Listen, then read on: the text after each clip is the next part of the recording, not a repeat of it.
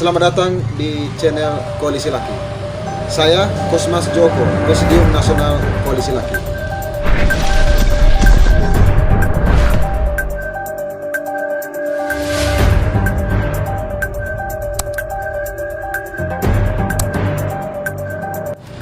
Di hadapan saya ada Bapak Setu Sambi. Mungkin Bapak bisa perkenalkan lah, Bapak ini bisa perkenalkan nama dan dari asal dari mana. Kenalkan, lihat kami. Baik, terima kasih. Jadi saya perkenalkan dulu Bapak Tua 22 ini. Ini adalah Bapak Setu Sambi, Muslaki PU Persekutuan Kasebiri. Ini Bapak Lukas Nuki, Muslaki Ria Bewa, Ria Tengah Bewa Turut Tenda, Muslaki Persekutuan Kasebiri. Kemudian saya sendiri sebagai jubir pendamping Bapak Tua Setu Sambi ini ketika tidak bisa mengerti tentang apa yang disampaikan ditanya atau diinterogasi tentang pastinya di sini. Baik Bapak, saat ini kami ingin mewawancarai Bapak terkait hukum adat di wilayah tanah persekutuan Bapak. Jadi yang pertama, sanksi adat apa saja yang berlaku di wilayah tanah persekutuan Bapak? Bapak bisa menjelaskan?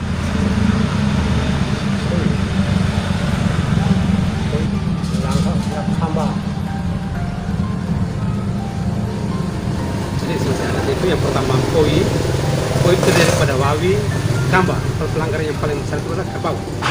Pelanggaran yang biasa itu babi, koi. Dan ketika koi tidak dijalankan, berarti jelas nanti akan melakukan tipu seperti melarang yang tidak boleh beraktivitas pada waktu itu, pada saat itu. Baik, yang berikut, apa tujuan dan manfaat sanksi adat tersebut? Jadi tujuannya untuk apa Pak? Manfaatnya sanksi adat itu?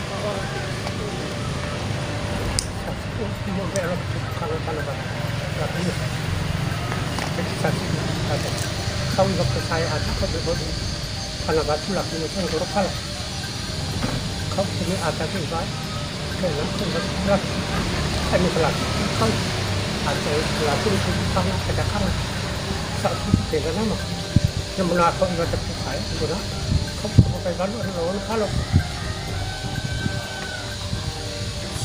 tujuannya itu adalah untuk mengenal masyarakat, kemudian tahu tentang adat, dan untuk menjaga kesatuan dan kesatuan dalam wilayah persekutuan.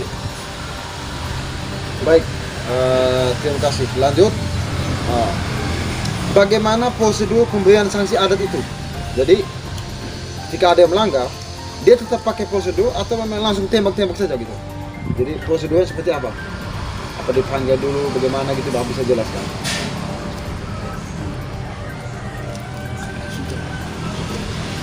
Jadi prosedurnya itu yang pertama dipanggil, orang yang besar dipanggil dan semua laki duduk dalam satu lingkaran di tempat adat, di lokasi adat itu, misalnya di Bukanga. Dari itu baru laki berikan pemahaman kepada yang bersangkutan bahwa Anda sudah melakukan pelanggaran ini, maka Anda diberi sanksi sekian poin. Artinya tetap dipakai prosedur yang baik, jadi dipanggil dulu di tubuh kamu tadi, baru dijelaskan. Oke, baik, lanjut ya. Pertanyaan yang keempat, sanksi adat apa saja yang pernah diterapkan?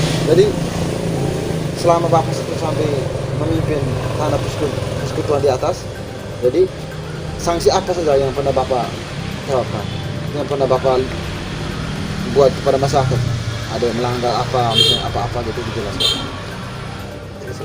Sanksi itu yang paling pertama itu adalah poin dulu. Poin. Jadi melihat dengan pelanggaran atau kesalahan yang dilakukan oleh Angkalo Walu. Kalau pelanggaran yang biasa saja itu masuk poinnya dengan yang kecil, misalnya babi. Tapi kalau pelanggaran yang sudah begitu besar, nanti poinnya tambah. Ketika poin tidak dijalankan, ada kebijakan lain yang dilakukan oleh masyarakat, tapi nanti akan dipanggil semua masyarakat dan rembuk secara bersama dulu. Baru diberikan sanksi kepada yang bersangkutan yang 2 kali poin tidak diindahkan. Baik, jadi intinya walaupun sanksinya sudah ada, tapi tetap masih ada kebijakan, jadi masih diskusi lagi, dipanggil semua laki untuk diskusi supaya dapat sanksi yang bisa ya menjadi pelajaran yang tidak membebani pelaku dari pelanggar sanksi tadi. Oke. Baik, yang kelima,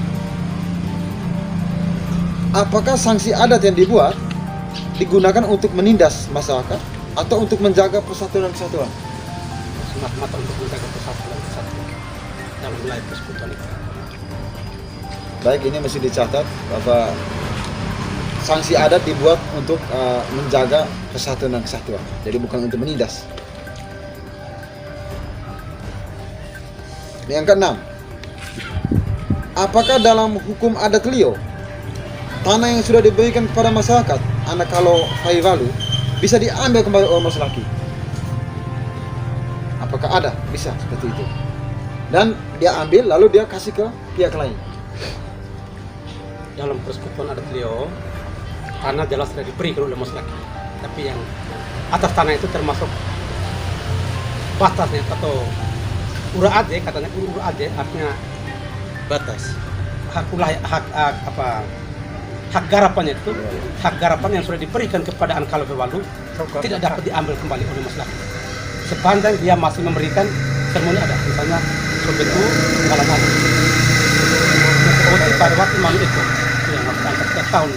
Dan ketika ada kebutuhan mas laki, misalnya ada uragua singisai, artinya bahwa ada pembangunan rumah-rumah adat, yang bersangkutan juga harus penuhi. Dan kalau memang dia terpenuhi juga, nanti yang langkah paling pertama itu akan dipanggil dia, kemudian bicarakan secara bersama oleh seluruh maslaki apa sanksi yang akan diberikan. Tapi tidak berarti kita ambil secara total itu dari milik maslaki sendiri. Baik, jadi tanah yang sudah ada, bukan sudah dikasih memang maslaki itu, jadi mereka tidak bisa diambil lagi. Ya. Kalaupun diambil pun ada prosedurnya. Jadi itu pun tetap dikasih solusi sanksi. Kalaupun belum bisa, ini bisa ditunda ke tahun berikutnya lagi. Ya, maksud gitu. Artinya kita mesti apresiasi buat maslaki Gesabiri. Jadi adat, sanksi adat tetap ada, tetap ditegakkan, namun tetap ada kebijakan-kebijakan. Artinya Muslim Gesabiri ini sangat menjunjung tinggi hak asasi manusia juga. Walaupun ada sanksinya, tapi tetap menjunjung tinggi hak asasi manusia. Yang ketujuh, apakah ada dalam hukum adat Lio jika ada yang melanggar sanksi adat, rumah dan tanamannya dirusak sampai rata dengan tanah lalu orangnya diusir? Ada dalam hukum adat Lio seperti itu. Dalam hukum adat tidak ada seperti itu. Karena masyarakat juga memiliki rasa kemanusiaan yang tinggi sekali. Jika ada pelanggaran yang terjadi di situ, paling kita omong secara bersama. Tapi tidak berarti bahwa semua itu nanti akan diambil oleh masyarakat. Berarti kalau misalnya ada kejadian di tempat lain mengklaim bahwa ada Lio seperti itu, berarti tidak benar. Tidak benar. Karena Lio kan Lio, berarti Lio kan cuma satu, berarti sama sebenarnya. Cuma tidak ada beda, hanya ada sedikit nilai kebijakan dan sanksi yang berbeda, tapi ada sebenarnya sama ya. Oke. Artinya walaupun ini masanya Bapak Susahali, apa mungkin pernah dengar cerita nenek moyang dulu sebelum masa Bapak Susahali mungkin ada yang seperti itu? Tidak juga? Tidak ada. Tidak pernah dengar Tidak juga? pernah dengar cerita dan Bapak juga tidak pernah menceritakan kepada kami itu. Oke. Artinya kita mesti apresiasi nih bahwa di Gesabiri tidak ada tindakan-tindakan yang tidak manusiawi gitu. Jadi adat digunakan untuk menjaga persatuan dan kedamaian di dalam semua penghuni di wilayah persekutuan itu. Jadi bukan untuk menindas. Yang kedelapan, apakah ada solusi dan kebijakan Dewan Maslaki jika ada yang melanggar hukum adat? Jika ada yang melanggar hukum adat, sekali lagi, apakah ada kebijakan, ada solusi dan kebijakan? Ada kebijakan yang ada, pasti ada kebijakan untuk masyarakat persekutuan untuk lingkungan. Yang pertama panggil dia, kemudian berikan pemahaman kepada dia, berikan pengertian bahwa pelanggaran yang kau lakukan ini salah, sehingga kau kalau masih terulang lagi, berarti masyarakat akan ambil tindakan terhadap.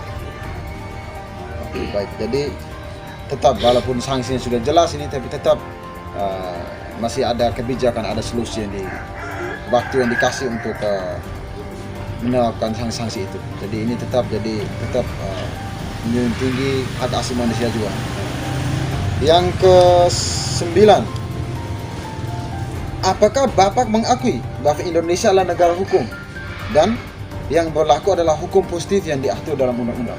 Bapak akui Pak hukum di negara? Atau Bapak, aku bisa bilang aku adalah hukum aku. Saya punya hukum di atas, saya punya sanksi adat, begitu. Aku mengalami Mengakui. masih pemerintah juga lagi sebenarnya sama marah nggak mungkin ini baik sebenarnya memang tanah atau tidak kenapa pemerintah lagi sebenarnya belum menemukan sama Ini artinya jawaban Bapak bahwa Bapak mengakui Akui hukum. bahwa hukum yang berlaku di Indonesia adalah hukum positif yang diatur dalam undang-undang. Karena pendapat Bapak juga bahwa kalau tanpa hukum ini kita bisa baku bunuh nih, hancur kita semuanya. Jadi logis sekali. Tapi di sisi lain malah ada penegak hukum yang mengakui hukum adat yang seperti itu. Tapi tidak Bapak, ini kita mesti apresiasi bahwa Bapak mengakui hukum yang berlaku adalah hukum positif. Hukum adat tetap berlaku tapi ada prosedurnya, tetap menjaga hak asasi manusia. Yang ke-10, apa pendapat Bapak tentang penegakan hukum Indonesia? Jadi Bapak nih sudah puas tidak dengan penegakan hukum? Misalnya puas tidak dengan kinerja Pak Polisi, puas tidak dengan kinerja hakim, atau dengan kinerja jaksa, puas tidak? Sebenarnya Bapak sudah rasa puas juga, tapi dengan masalah yang menimpa diri Bapak sendiri dengan pengancaman dari saudara Saprina kemarin itu sampai saat ini di tangan polisi juga, di tangan penegak hukum juga belum ada penyelesaian, sehingga Bapak untuk memberikan kepuasan dan rasa puas dan tidak puas itu juga Bapak belum bisa memberikan penjelasan. Jadi untuk masalah pendapat dan penegakan hukum, jadi prinsipnya Bapak ya mau bilang sudah puas juga tidak, mau bilang belum juga tidak, karena Bapak sendiri mengalami korban ketidakadilan ya, jadi korban pengancaman. Lalu kasusnya juga sampai saat ini masih di kepolisian dan pelakunya masih penetapan sebagai tersangka. Itu pun juga butuh waktu yang sangat lama. Atau Bapak bilang saja Bapak tidak percaya dengan kinerja polisi, lama sekali tuh. Tapi Bapak jangan. Oke. Baik, terima kasih Bapak atas waktu dan kesempatannya. Salam keadilan.